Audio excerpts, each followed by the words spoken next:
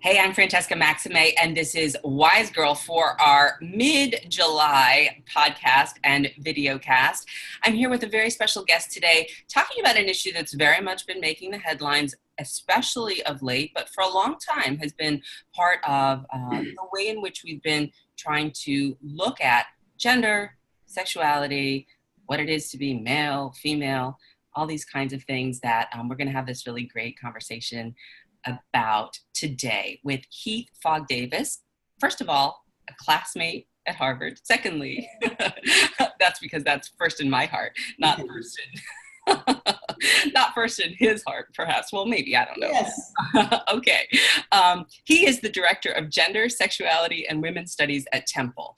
And so this is a new position. I'm thrilled that my friend has this amazing new position. And as a professor of political science, he teaches courses on anti-discrimination law, democratic political theory, and the politics of race, gender, and sexuality. Heath Fogg Davis, welcome to Wise Girl, where we invite one to discover the inner wise girl or wise guy inside. Welcome, welcome. Thank you. It's great to be with you. And looking forward to talking about these issues. Yeah, well, all of these issues are outlined in your book, which I have just read, which is amazing. You've really put everything together for people beyond trans. Does gender matter? And I think that you make a very compelling argument as to your position on this issue that we will hear about. And you're also the author of The Ethics of Transracial Adoption. And we spoke a little bit earlier about the fact that you write about the things that, in fact, you have experienced, which I love, because I think that it's really coming from a place that people can sort of identify with and just relate to. So welcome to Wise Girl, and thanks for joining me. Thank you. Thanks for having me. Yeah. All right. So let's get started with this, Heath. What prompted you to want to write this book? It was published in 2017, last year. And what was finally sort of the catalyst that made you say, I got to put this all down on paper and share my thoughts about this to the world? Yeah, I think two things come to mind. So one was sort of personal events in my own life.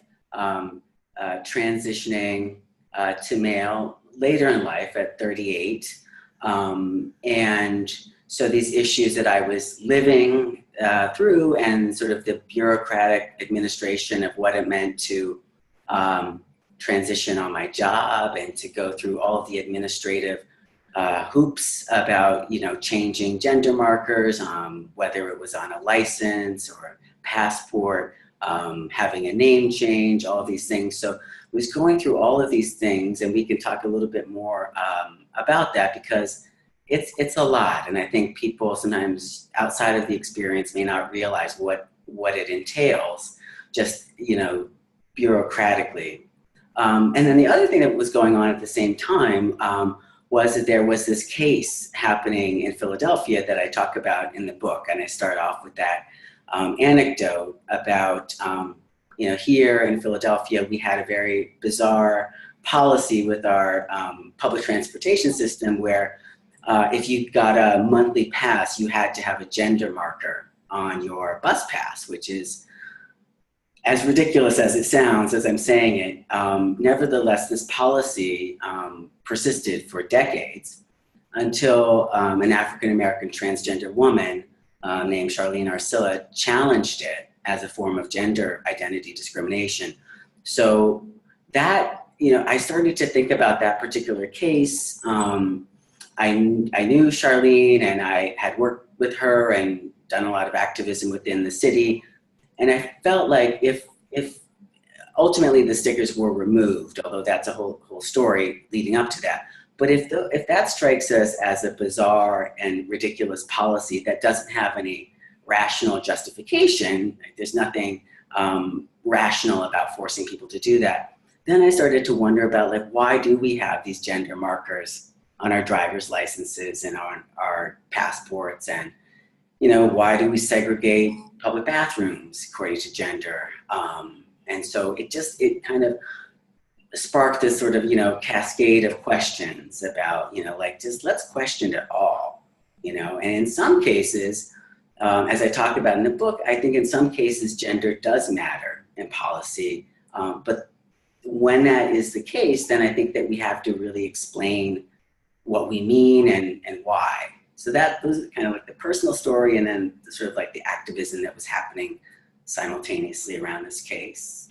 Yeah, no, that's beautiful. And again, your personal experience about this is so meaningful to so many folks who are just really trying to wake up, around these issues, either personally or socially or politically or however way you want to, slice the cake. So first of all, can you define, I should say, what transgender means? Can you just, for the person who really kind of is still a little bit confused or maybe doesn't really know, and how that differs from what they might think it is? I love the question because this is really, really important. And I just want to preface by saying that I assume good intentions around this issue. I really do. I think that, bracketing those who are just bigoted and are not necessarily going to change their opinions, and they have similar opinions about other social identities. I think for the most part, most people know that this is an issue that is now in our public sphere. We're talking about it. Trans people have existed forever, of course, and non-binary people, but now we're talking about it, in our public sphere. So I assume good intentions. The major hurdle for most people, I think, is that they don't know what this means for their behavior and, so like, what am I being asked to do, and we don't want to be wrong, So when it comes to transitioning in an employment setting, for example, or in a school setting, it's important to set up a structure that minimizes the propensity to make gender identity mistakes, but also is forgiving of those mistakes when they happen and they're inevitable. So to get back to your question about definition, there's two answers, like the straightforward one, and then the other answer is that the terminology is always evolving. So I just gave a talk in Vancouver where I was talking to a group of lawyers, and they were asking a similar question, and I wanted to caution them not to think that we've arrived at the term, and this is going to be the term that will be the right one to use forever, because it's going to change. But basically speaking, transgender refers to people who were assigned one sex at birth, which we all are assigned a sex at birth based on the cursory inspection of our genitalia, whether it's on an ultrasound monitor now, which it typically is, or, in the actual when we're born and we come out into the world. So for trans people who identify differently from that initial sex assignment. And for me, as a binary transgender man, meaning that I use male pronouns and I identify socially and personally as male. That's not always the case, and so some people find a place of home in between genders or both genders or more fluid.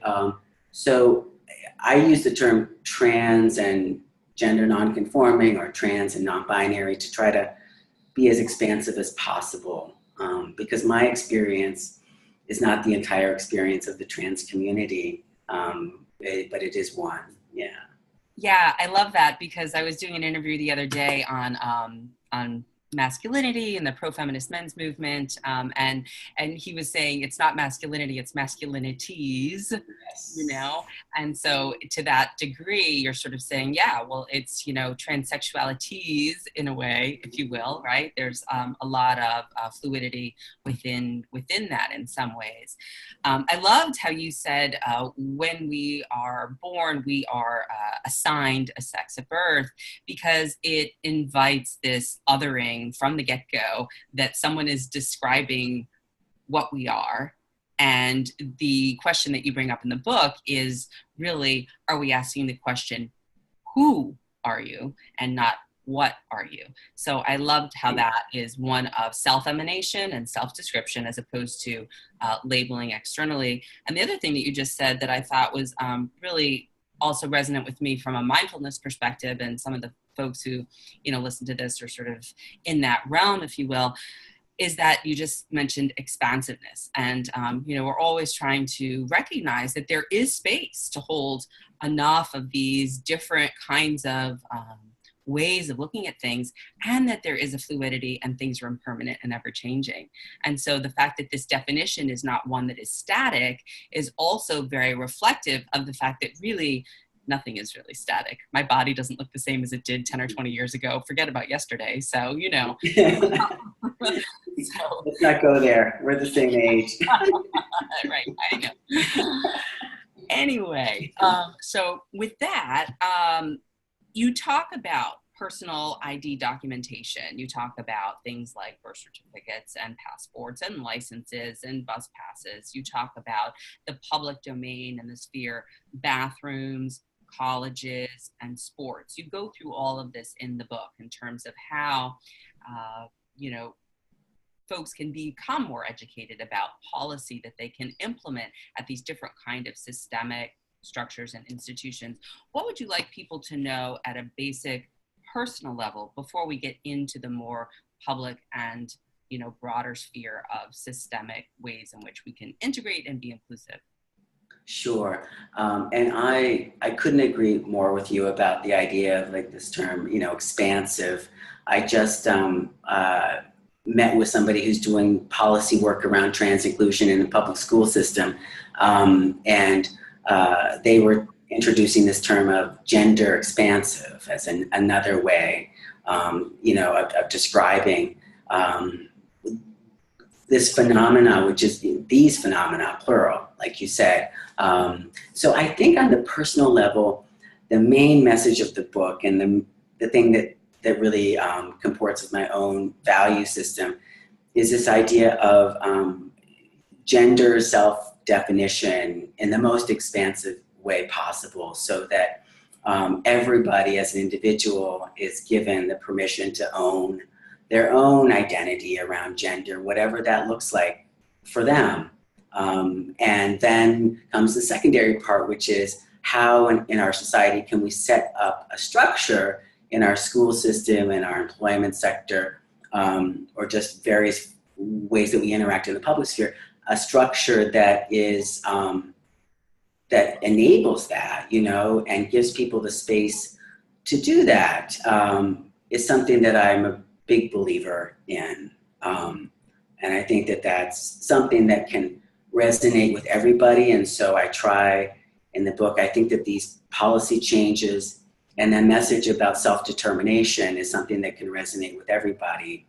And I saw the podcast that you're talking about when you interviewed, I forget the person's name, but he talked about plural masculinities. And I love that because in a way it's an extension of the kind of work that I'm trying to do. It's not just about talking to trans people. I very much want to talk to everybody and to sort of demystify this issue, which is strange and different in some sense, but then when you really start to talk about it, everybody wants that space, to define. And my hope is that for people who are cisgender and maybe haven't questioned their own gender identities, not for them to, I don't have any prescriptions for them to make changes, but just to start to be cognizant and mindful that they are living out a certain kind of gender identity. It just happens to be supported by the society in a different way. Yeah. I mean, for folks who don't know, you may want to even define cisgender. Yeah, so that's a term, and it's recent as well, just for somebody who does not identify as transgender or non-binary. So it would be somebody who self-identifies with the sex that they were assigned at birth, and finds a home there. And I truly believe that many people do find a home there. But I also think that we're forced in a lot of ways to live there, and that we're already seeing in a younger generation evidence that more young people are identifying in gender fluid ways and so I find that exciting to see what that might. Yeah, I mean, as cisgender is defined by essentially non-trans, right? So, at school, when we were back in the day, in Cambridge, I was doing a lot of that work around sort of the spectrum of sexuality, and I was really sort of studying that then. And I don't know what happened. I lost my way, I guess, and I became a corporate lackey, and then I was a journalist, for regular, big corporations for a while, and then I'm coming back to this now, and I'm looking at the stuff that I was looking at then many moons ago with fresh eyes, saying, wow, this is so relevant, this is so important, this is such amazing work. So this idea of the personal came from really your own experience. I mean, you lived as a woman, like you said, for 38 years. Yes. And you also describe your own personal experiences of not or the ways in which people were reacting to you as a woman who had short hair, or let alone as a, biracial, adopted person who had grown up in Canada and now is in the United States, and all these other intersections that you also bring to the table, which I think makes your story all that much more compelling. And adding to that, of course, a certain amount of privilege, and that kind of thing, which you are well aware of and want to share. So can you just talk a little bit about that before we broaden it out? Because I really want to anchor the audience into the fact that this is your story and you're sharing it with the world to try and let other people sort of become more waking about it. Sure, yeah, absolutely. I think, that piece of the story that you just referenced, and I talk about it in the book because I think it's really important. In many ways, my life right now is so much easier, socially and public, gender-wise than it was when I was a younger person, sort of struggling with gender identity issues, and whether it was a time in my life that I had very short hair and was more androgynous in my presentation, trying to access women's bathrooms was an absolute nightmare.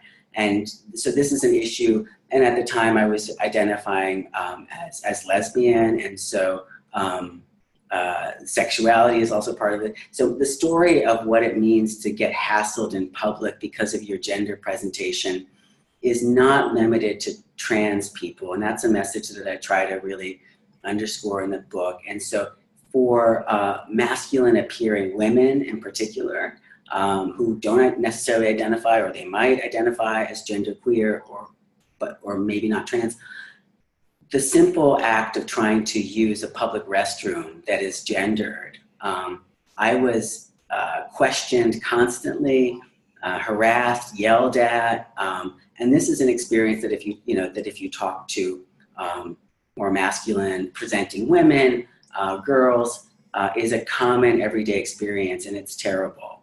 It really takes a toll on your psyche. So yeah, I don't know if that kind of gets to your question, but that I wanted to include that in the book because it goes to this issue of privilege also. So as a binary, class privileged trans man who is able to assimilate into masculine norms, and people, I never get hassled when I use a men's restroom. I'm not noticed.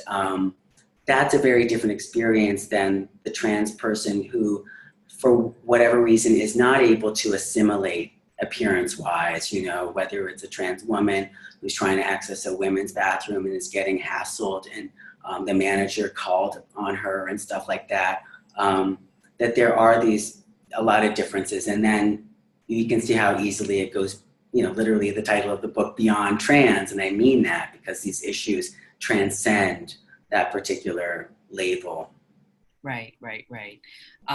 Yeah, no, thanks for that. I just think it just sets a nice anchor for folks to know where you're coming from. So you talk about sex is biological and gender is sort of social, right? That this goes back to the assignment stuff.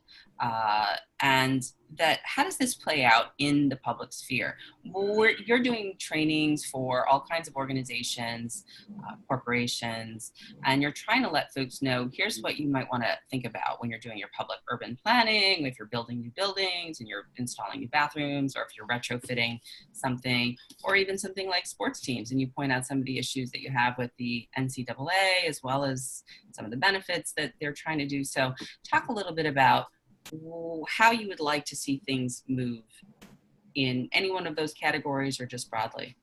Sure. I learned about this thing called universal design, which is kind of a little bit of a buzzword in our society right now, which is sometimes called inclusive design, which I think is an even better term. But the basic, and I talk about this in the book, the basic idea with universal or inclusive design is that you take into consideration the most vulnerable people. So if you're thinking about, you're building a new office building, and you're thinking about the design, the architecture of your restrooms within that structure, thinking about who, the needs of the people who are made the most vulnerable by gender classifications like that or segregation, and then starting to think about how you can create good design for those individuals that also has cascading benefits beyond those individuals. So there are some architects who are really doing some innovative design stuff around public restrooms to get at this issue. So, and I offer this in the book, so just very quickly, you see this in Philly and also in places in New York City, and you might have used one of these like universally designed restrooms.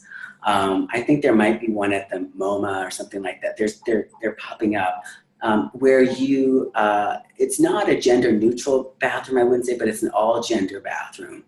You create individual private stalls for people with floor to ceiling partitions. Sometimes this is in sort of like a semicircle. And what you do there is give people what they really want, which is a little bit of privacy. We know we can't be completely private using the bathroom in public, but we do expect, and I think it's reasonable to have a little bit. And then just sinks and mirrors in the middle, which don't have to be gendered, I don't think. And people don't really even notice that they're in an all-gender bathroom because it's designed so well to give them what they need and expect. And then the benefits there are not just for the masculine appearing woman or, girl who I was and had a hard time in those gendered settings, but also just for everybody. So you think about, like, I'm a parent as well. So, and I have a daughter. So now when I go out in the public sphere with her, I have to take her into a men's restroom, which, raises all sorts of issues that the people who are opposed to transgender bathrooms, so we can get into the details there because I think it's important to talk about. But the benefits are for parents who are in the public sphere with their kids. My wife was a first grade teacher, and on field trips to the zoo and different places, she had to figure out how to deal with 6-year-olds and the gendered bathroom. So or anybody who is elderly and needs assistance or has a disability and has a caretaker. So there's that. And then the final thing is that nobody, even the most sort of privileged, the people who have no problem using a gendered restroom and never think about it, that those people are not inconvenienced or made worse off by the design either. In fact, they don't typically notice that it's even happening. So not every situation is like a win-win like that, but I think the public restroom issue really is. Yeah, and I loved what you said is that when you talk to restaurant owners, they were like, well, it made good business sense because it was easier to scale and it was better for their square footage. So there are ways in which we can be incorporating, like you say, the win-win, the both and, as we would say in our non-dual understanding, and this sort of expansiveness is that we don't have to hold extremes necessarily. We can recognize that there's a spectrum between black and white of gray that can be many different shades along this gender spectrum.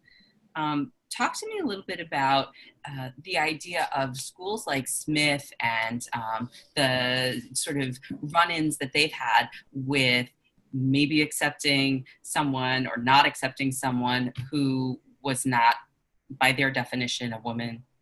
Mm-hmm. Yeah, so I have this women's college, I should mention for those who don't know. Yeah, absolutely. So, and this is a chapter I wanted to talk about these issues. So there are at least two issues that have come up around private women's colleges in the United States. One has been for trans women, young trans women who want to apply for admission to the school. And that's been one issue, and how schools end up defining women and whether or not they accept those applications. And then the other issue is for people who were admitted as female identified, but then maybe have transitioned during their time at Mount Holyoke or Barnard or Smith or Mills College, these places, whether or not, their self-definition now is at odds with the mission of the school, and whether, to allow them to graduate. Most schools have made a decision to permit that, but for the former scenario, it took a little bit longer. And so there was a case at Smith that I talk about with an Asian American transgender woman named Calliope Wong, who as young people will do, took to the internet with her story, and it kind of went viral and got a lot of coverage. And ultimately, Smith altered its admissions policy. But at the very heart of this issue is the definition of woman, and that's really what these schools, again, trans people have always existed, but they've only been recently been forced to publicly really define and say, like, what is a woman for our purposes here? How are we defining that? What is our mission? What are we trying to do here? And I am very, very sympathetic, and I love the mission of women's colleges, which is about female empowerment. We both went to a school, an elite school, where I'm sure you saw discussion dynamics around gender happening in seminars and in classrooms, and these colleges are innovating around that and making a real difference. And it's not surprising that a lot of our, female leaders come out of those schools, so they're doing a lot right. I think I want them to maintain their mission, but to then adjust their admissions policies so that they're being a little bit more clear about the connection between the two. Yeah, and again, it's who is doing the defining, right? And how fluid is that definition? How malleable is it? How rigid is it? Because one of the things, again, just bringing this back to the mindfulness angle as I think about this, is that, rigidity and chaos, those are the two things that you want to sort of not necessarily avoid, but be mindful of when you're dipping into, and you want to stay sort of within this more homeostatic, peaceful state, which isn't to say that there isn't going to be, disruptions of, hyperactivity or, low kinds of, sort of arousal, if you will. And I don't mean sexual arousal. I just mean, arousal in the system organically or whatever. But that there's a real way to kind of recognize that we can kind of bring it into a place where there's more of an ability to ride the waves, if you will, as the seas change, so to speak. You also talk a little bit about, when you say what is it to be a woman or a man for that matter, Judith Butler, she's someone I also studied back in the day, performing sex, performing gender, we're performing. Talk a little bit about folks who might be, and this is the devil's advocate part, say, well, you're performing your gender now. I'm not saying that. I'm saying that this is an argument that may be out there. Yeah, I know. And I love Judith Butler's work. It's been so revolutionary. I think, the academic in me wants to, dig a little bit, because I think that actually what she's saying, the term performance kind of connotes this idea of almost sort of inauthenticity, but I think it's really my interpretation of what Butler is saying is that the performance is everything in a sense, so it is not this, it's kind of what we are. So, she's kind of questioning this like sex gender binary that I was taught when I took, women's studies at Harvard, and a lot of us were, sex is biological, gender is social, and we can change the social, but we can't change the biological, but now we know that we can, and so it complicates things. And I think, so I think the benefit of the term gender performativity is that students can start to think about like, okay, what are the choices that I made when I got out of bed this morning? What kind of clothes did I put on? What did I do with my hair?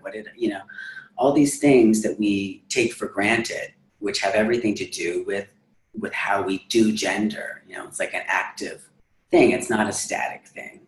Even though you're assigned a gender at birth, it takes a lot of work, as we know, I talk to my students who are just, coming out of high school about peer pressure, which they can really relate to, about their clothing choices and their hairstyles and the music and all these things that have very gendered, so like the socialization that we go through around gender is really, really intense. So when we talk about like gender being a social construct, there's a wrong assumption, I think, that we can easily change it, because these they're so much a part of who we become.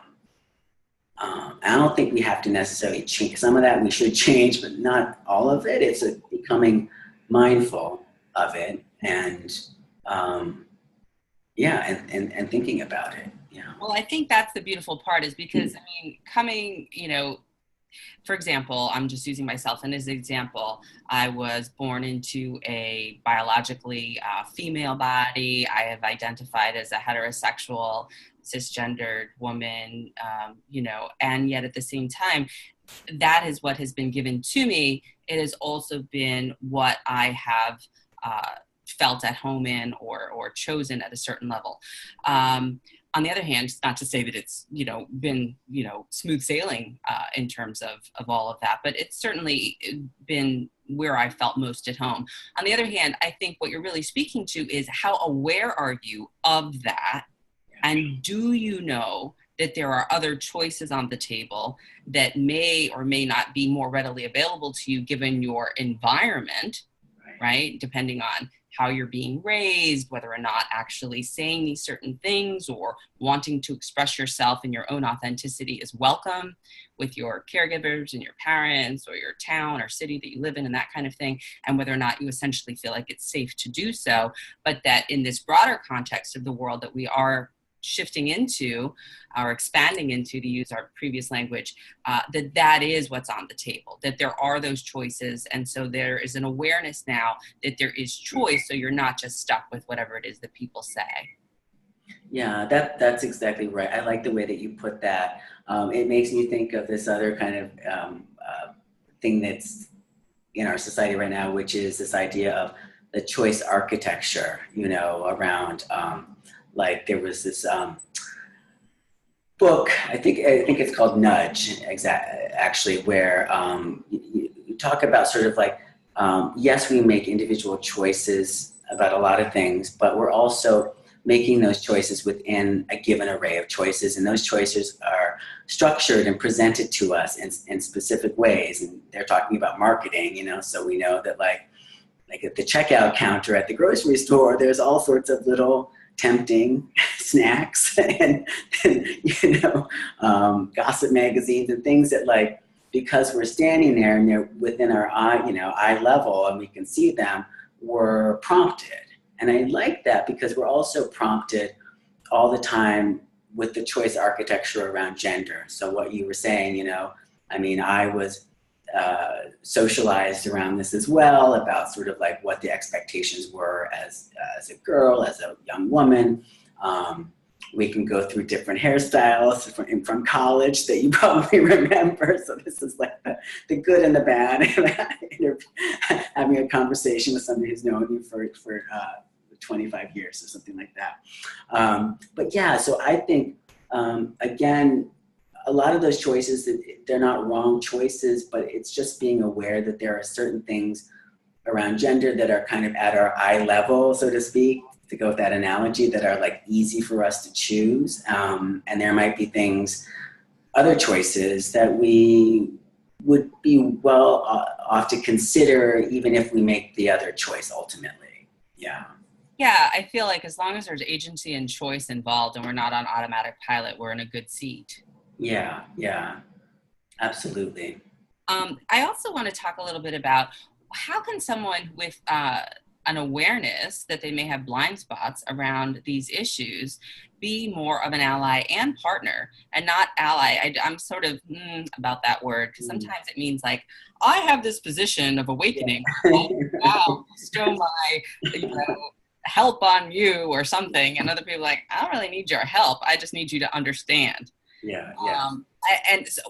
I'm just speaking for me. So what can people do who have maybe blind spots around this, or who are sort of like, I don't really want to have to do this work, or why is this something else I need to learn or know about, or why do I care?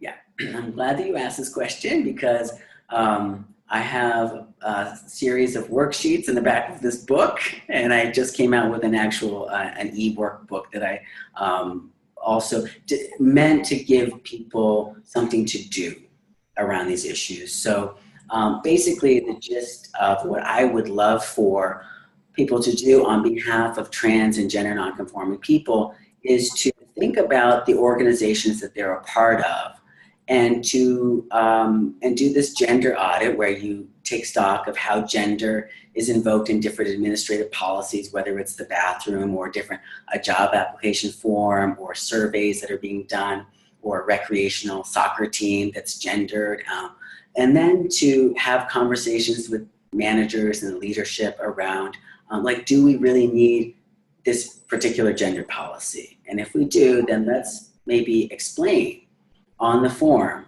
when we ask somebody to check a gender box, tell them why we're asking. And that, like, this basic thing, that's really what I want to sort of encourage people to do. And I think the more sort of like cisgender people that can do that on behalf of trans people and can make arguments, and I offer like a series of different scripts in this e-workbook that's available on my website if people are interested in starting a conversation like this, to actually break the ice around this, and to talk about, again, the cascading benefits. Like, this could be better for our company, this could be a better way to use our square footage in our restaurant, or whatever it is. I think it goes back to what we talked about at the very beginning of our conversation about people not knowing what they're being asked to do. And often that, we get paralyzed around that. I don't know what to say. I don't know what to do. So I'm just going to not say or do anything because I don't want to be called out in public as making a mistake.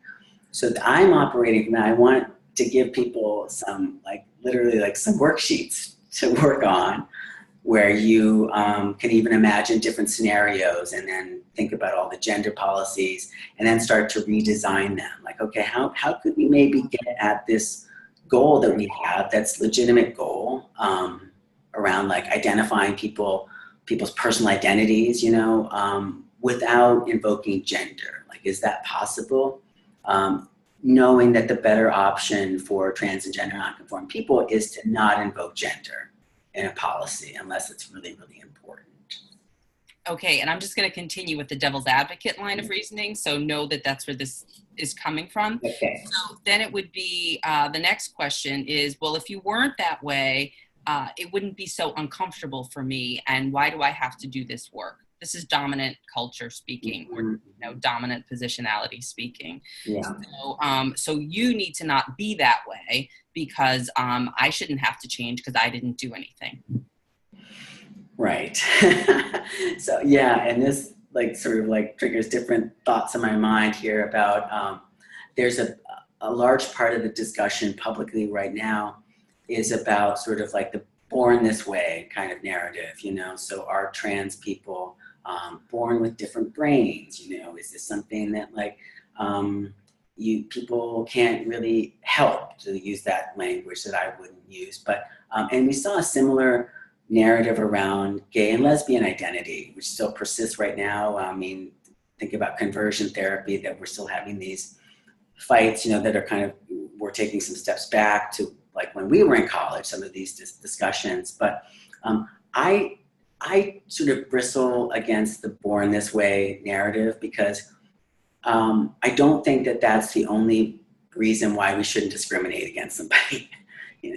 Like just because I can't change this, then we shouldn't discriminate against them. I think that we have to have a different sense of civil rights and why they're there in the first place, which is to protect vulnerable minorities, numerical minorities, people whose lives don't necessarily comport with the majority culture. And so I think we've gotten away from that in our public discussion around civil rights. It's like, well, like you put it, what about my rights as a cisgender person? My right not to change the way I talk and not to change the bathrooms, which is never been, it's not why the Bill of Rights was initially, that's not what it's about. It's about the fact that you have to encode certain rights, legally speaking, and in policies because of the tyranny of the majority. Otherwise, you're going to stamp out the minority. So that, yeah. And I had a couple of other thoughts, but I kind of lost them there. But that's something that I really, because what if it's a choice? What's wrong with that?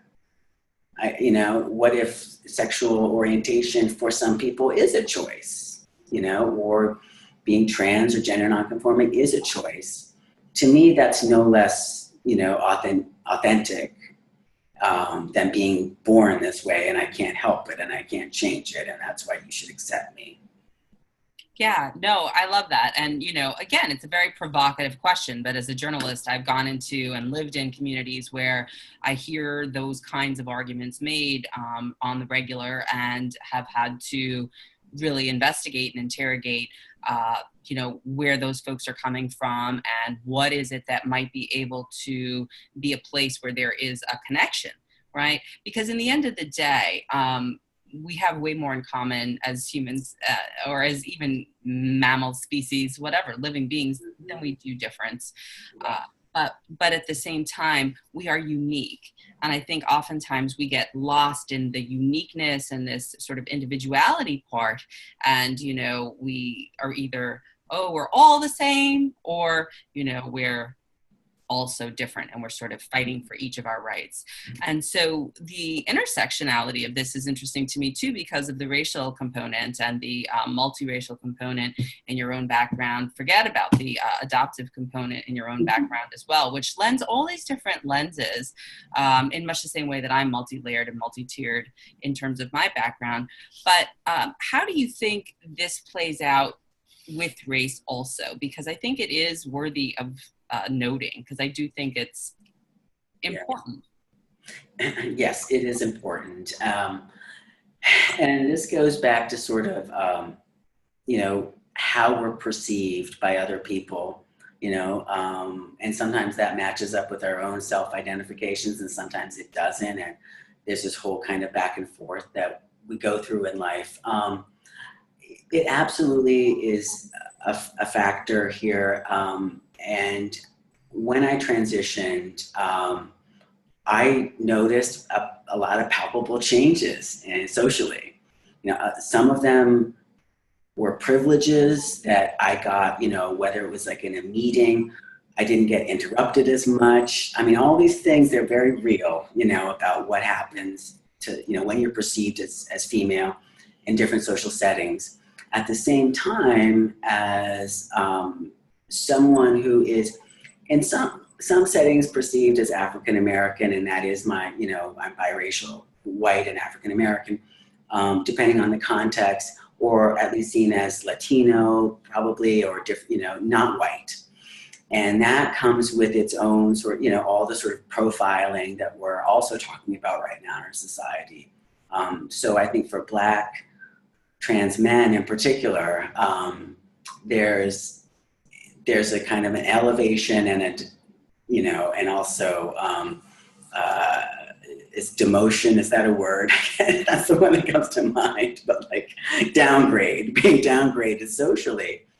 And you feel that. I remember, and I tell this story in the book about, I was coming into the office on a weekend and here I was, a tenured professor, and I just happened to have shorts and a t-shirt on because it was the summer, going to get something from my office, and there was a white woman who just like yelled at me from down the hall, "What are you doing here?" You know?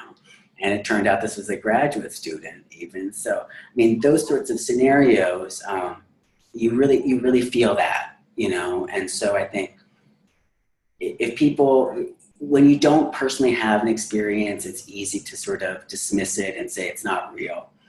But I think, like, for me, I've been literally on both sides of these issues, you know, and I felt it, and it's very, very real, and incredibly, like, destabilizing and upsetting, you know, personally, when those kinds of things happen, when you're assumed to be, oh, this is somebody who shouldn't be here, you don't belong, and I'm threatened by you, you know, because you appear to be a Black man. So that's so the race definitely has a factor here. It's always intertwined with gender. We never see each other as just women or men in this society. It's always as white men or Black men, or white women and Black women, and then there's so much in between and differences. But we in the society, that's kind of like, are you white or are you Black, and those sorts of things. And then we might talk about some other groups. But yes, to answer your question. Is there a way to, if one is trying to wake up to whiteness or wake up to, this genders, if one is trying to become more informed and check implicit or unconscious bias and become more culturally competent, is there a way that someone can perhaps integrate, do you think, these issues in terms of one kind of learning? Or do people just need to take different classes and do different worksheets and try different things at home? Or how would one even, because I feel like we're asking a lot of people who are in the space where they are in dominant culture, so to speak, and not the experiencers of the oppressive forces that could be coming on someone because of race or gender, but at the same time want to move into a space where they can be more partnered, but feel overwhelmed because their life is already filled with whatever else it's filled with, which can often be a lot of just everyday garbage. Yeah. And everybody, and as you know, and everybody knows with a certain number of years under your belt and just life experience, that everybody goes through hardship, and everybody. So, I mean, having been a person of color in a lot of white spaces, and I know you have been as well, you understand people truly feel aggrieved, even when they might, they're white and male and have class privilege. Everybody, so that question that you're asking is a very real one about how do you sort of like activate that, empathy and that, openness and willing to learn. I think, one of the things is to really think about our stereotypes and start to break them down. One of the most pernicious stereotypes around trans people is this idea that a trans person is a man dressed wearing a dress and he is going to go into a women's restroom and harm girls and women. And when I went on a bit of a radio tour with the book last summer, and I did some conservative talk radio, not too conservative, but I felt it was important to engage because I want to talk across political divides. And that was the single most thing that everybody kept coming back to. And even when I assured the person, that this has never, ever happened. There's no documented case where this has happened. And when you really think about it, it probably wouldn't happen because there are so many social norms, like rules against a man doing that, and that it just doesn't make any sense. And the other thing is that, yes, women and girls have been assaulted, sexually harmed in public restrooms by men who have, without any hesitation, ignored the gender segregation and gone in there because they saw somebody go in and they know that they're alone in there. It's architecturally secluded. It's bad design, for safety. So the fact that what we have right now is not working for us at all. But that, even when I would go through that and try to disarm that stereotype, inevitably the interviewer would come back and say, okay, but I think my listeners are still going to be worried about that man in a dress. So like somehow we have to try to really talk to people about that stereotype and like how that, because if you're stuck there, then that just, it raises people. Well, my daughters, I'm all this stuff. And it goes back to my anecdote about being in men's rooms with my daughter, who's 3 years old. I'm not particularly fond of having to hold her hand and walk her past men at urinals.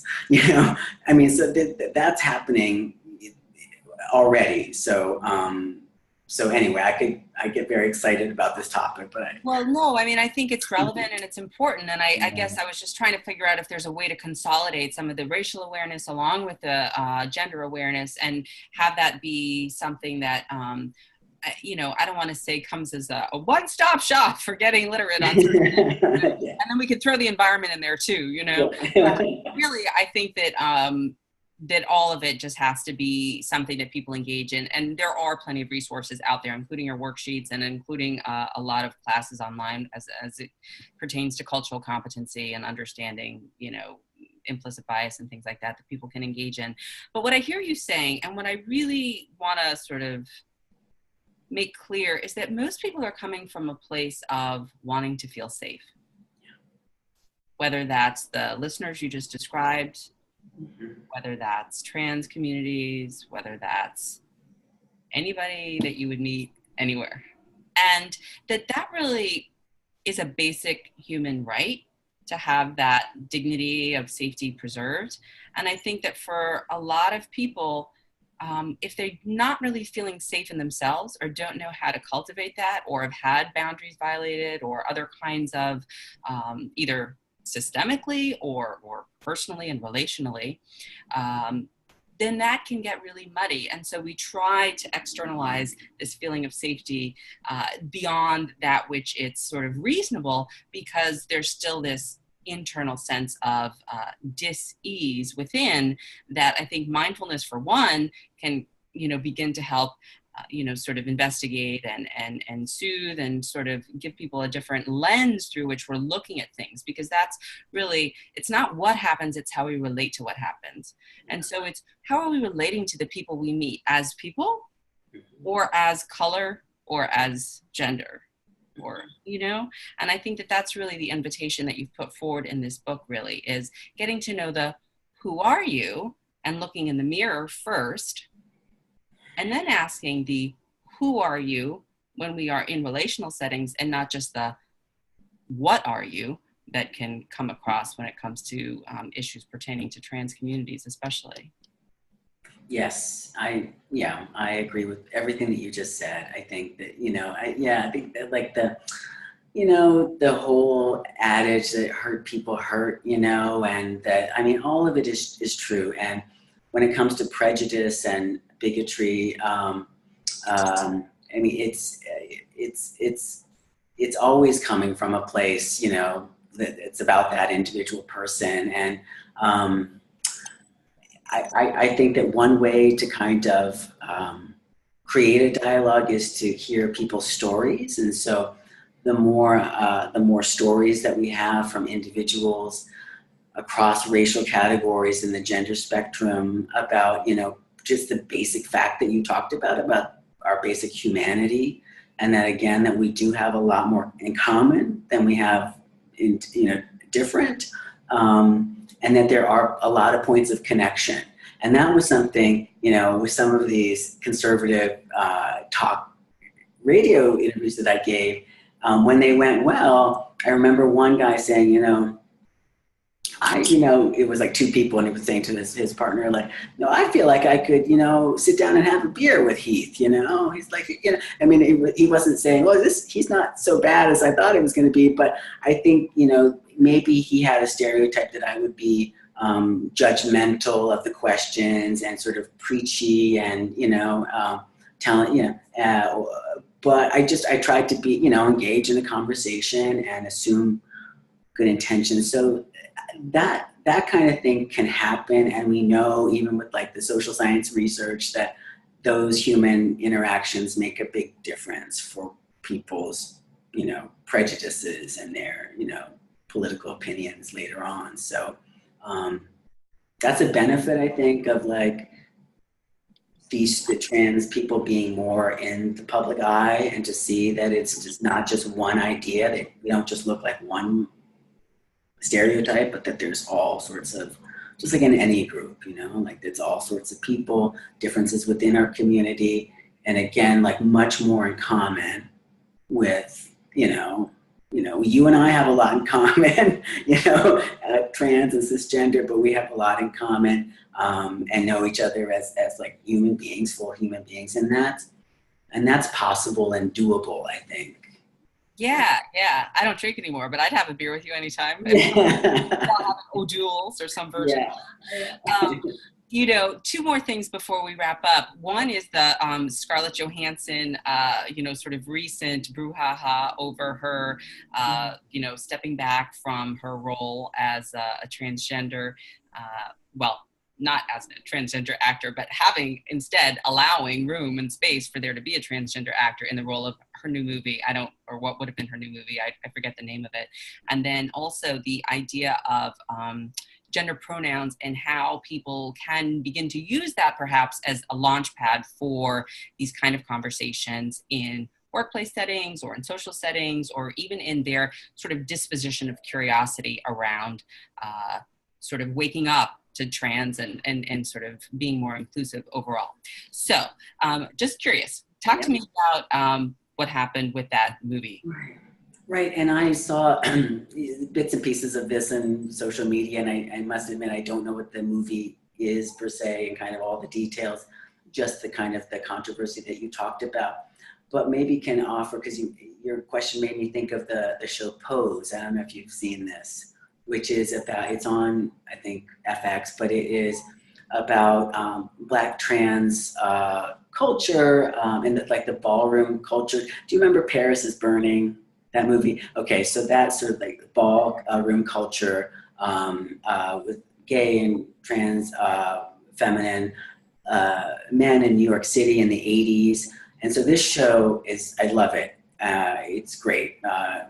Not least of all because all the music is familiar to me and you would like that too probably, but also because the person, and then for Ryan, somebody, the producer, he's done some other things too, a gay white man has decided to, cast a bunch of, Black trans female actresses, and also behind the scenes. So like Janet Mock has written some episodes and directed, and he's like also just, so I think that's amazing, and talk about like a good ally. I mean, and it makes the show very authentic and very, just really rich because the stories go beyond the stereotypes. And so I think that's something, just one thing about Hollywood, about the pronouns and small steps that people can take. Now you're seeing on some email signatures, I have it on mine, some people are including their gender pronouns, and that's sort of a way that as an organization, if you kind of say like, okay, we're all going to do this, again, there's no real cost to doing that.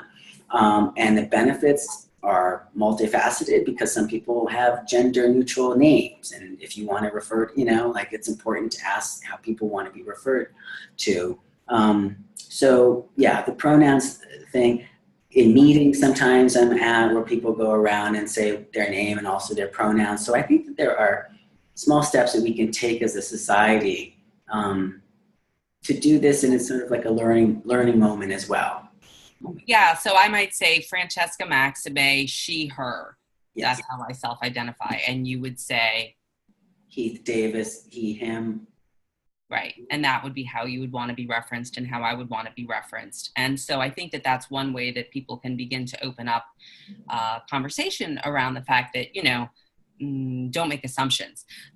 Very last point, and then we're going to wrap, is I know you closed the book with kind of sort of a little bit of a wistful position around the way that you were on a bus in Philly. And sometimes, you know, we do run into these, I say they're not necessarily landmines, but they're kind of like a cow pasture where sometimes we step into things that are a little mushy and squishy and not so nice, you know, sometimes.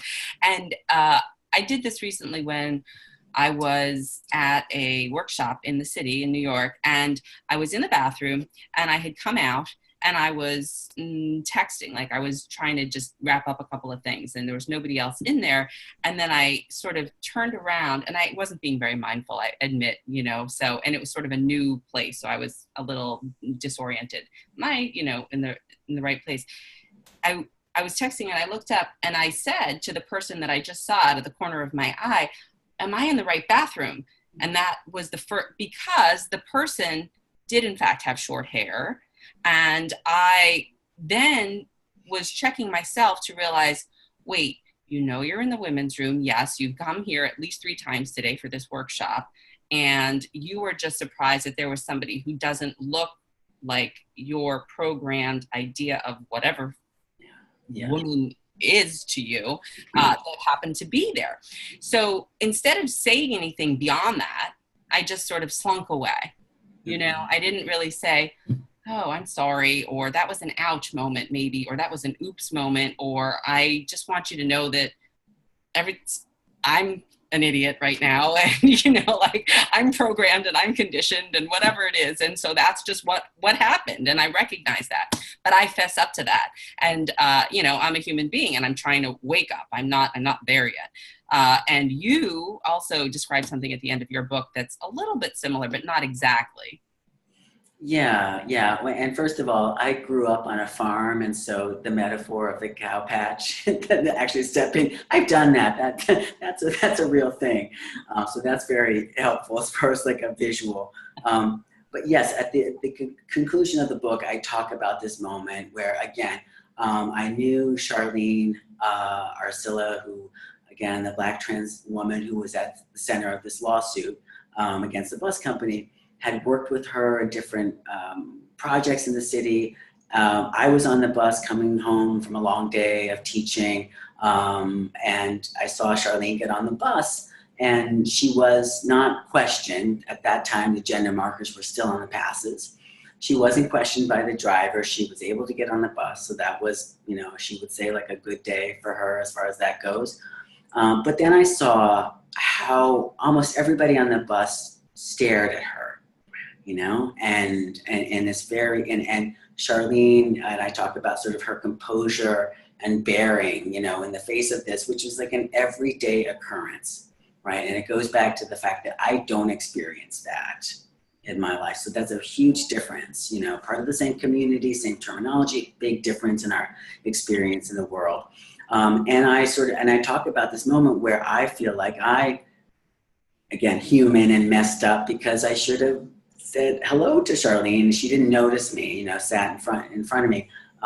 But I remained silent. And that's because I was sort of paralyzed by this, what I was seeing of this sort of like these gazes, the rude stares, you know, and quizzical looks. And I thought, you know, I didn't want to be wrapped up in that, you know, and oh, maybe they think I'm one of them too, I say, you know, and that kind of very real moment is real. And then the other thing I just wanted to say about relating to your own admission of that story, I have also made mistakes around gender. And one thing that has been hard for me is to use the gender neutral pronoun they. You know, so I know several people who identify want to use that term. They use that term. And even in like a presentation, I've tried to be mindful of using they and them, and have slipped and not even noticed it. And then had somebody in the audience come up and say, you know, kind of upset with me, you misgendered this person. And it's hard. It goes back to this, I don't want to be wrong either. It feels awful, especially when you write a book about this stuff and teach about it. It's like, oh. But I think like in both of our cases, and for people who are watching and listening, the best thing to do is just to quickly say, I'm sorry, just a quick apology, not to make a big deal of it and keep it moving. I think that that's just the best thing to do. I've been there, done that. Yes. Yeah, and it's a practice to wake up. It's not something that we just snap our fingers and it happens overnight. It may happen in an incisive sort of way at one point where everything becomes clear. I know that was sort of a pivotal thing that happened for me 3 years ago about certain things. Mm-hmm. They became really clear, but there are other things very much like this that are still very much in process. So we're going to leave it there. Heath Fogg Davis, the author of Beyond Trans, Does Gender Matter? I highly encourage it, and really I will send the links to this book and to your website so people can download the worksheets and do the kind of work that we're really just offering and inviting them to do that you have so beautifully put together as a template for people who want to start to just at least incorporate the walking down of this path as well into their overall journey. So thank you so much. Thank you, Francesca. This has been great. I've really enjoyed it. Yeah, my pleasure. Talk to you later. This has been Wise Girl. See you. Thanks for joining.